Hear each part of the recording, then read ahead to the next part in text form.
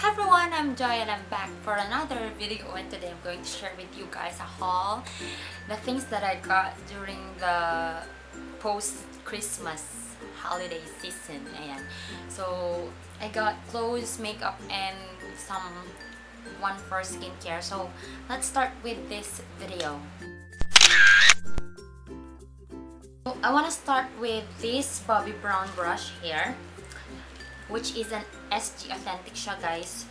So, I will just put the link. Nakuha ko siya sa isang Facebook page. And this one cost me less than 200, I think. Hindi ko na sure kasi ano pa to, nakuha ko pa to nung December 26. Pero ang ganda niya, guys. Sobrang ganda. Tapos yan, may ganyan siya. Bobbi Brown. Ayan, Bobbi Brown. Tapos, ang ganda ng ano niya, ng bristles niya. Oh, tapos may ganito siya. May lalagyan siya na ganito. Yan. Foundation brush siya. Kasi mahilig kasi ako sa mga liquid foundation. So, yeah. So, the next one that I got here is this Naked 3 Urban Decay palette, makeup palette. Ganyan siya. Nagaling siya dito sa box na to. SG Authentic siya na Urban Decay, and I only got this for around less than 300, I think. Ayan. So, ganyan siya. Ayan. Ito yung mirror niya. Tapos, may brush siya dyan. Tapos, yan. Tapos, na-excite na ako. Basta gagawa ko ng first impression review about this palette. Hindi ko pa siya binubuksan. Ngayon ko lang siya binuksan, actually. Here is this Clear Skin Blemish Clearing Overnight Lotion.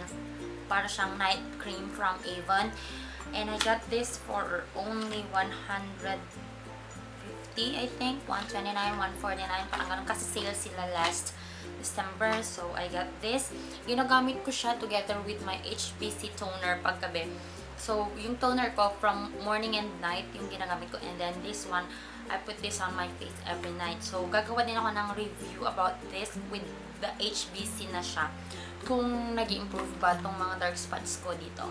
So, pero maganda siya.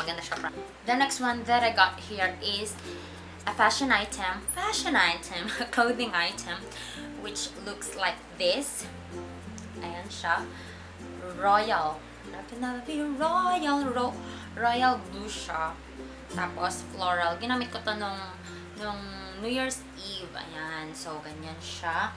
And it costs 119, I guess, from Lucky 99 store na nabili ko siya sa Ilocos, Narvacan Mall. So, meron pala sila dun sa taas sa mga murang damit. And the next one here is this basic top lang siya. Ganyan lang siya. Ayan. Tapos, may zipper siya sa likod. Tela niya, sobrang kapal niya. Sobrang kapal. Hindi naman masyadong makapal, pero makapal na siya compared to this, which is like a very thin fabric. Tapos, ganyan yung loob nito. And I got this for only 129 or 139. I think so. Sobrang mura. And the next one here that I got is also a shirt, a top na ganito siya. Ano bang tawag sa ganitong pattern? Basta ganitong pattern siya. Yan. Medyo fit siya sa akin kasi tumaba talaga ako no. Nagbakasyon ako sa Ilocos. So, ayan. Ito, 119 din siya. Tapos, medyo makapal din siya, guys. Hindi siya pang summer. Mainit tong mga ganitong klase ng tela yung may mga ganyan pa siya sa loob. So, ayun. And, the last one that I got from that store is this pants. Hindi ko alam kung anong tawag nyo dito. Tapos, ganyan yung garter niya. Tapos, ganyan yung print niya. Ayan siya. Sobrang lightweight niya lang, guys. Yung parang mga tipong pang beach lang to. So, ginamit ko na rin to sa Ilocos nung nagpunta kami sa beach ni Mac. Nung nag-early morning walk kami. So, ginamit ko na to kasi sobrang malamig kasi doon. Tapos, masarap siya isuot. So, ayun. And the last item, yun yung last item na nabili ko doon sa store na yon. And during my vacation in Ilocos, meron kaming fun run na nangyari. Kung mapapanood nyo doon sa vlog ko, may nangyaring fun run. So, I needed to buy pants na kailangan kong pang takbo. So, wala akong makita sa mall. Nagpunta ako sa Tiangge.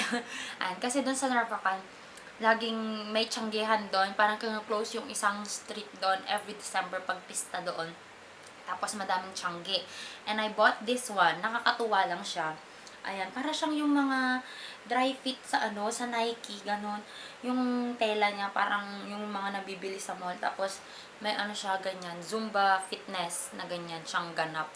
Pero yung niya, garter niya, hindi ganun kagandahan. Of course, this one cost me 100 pesos.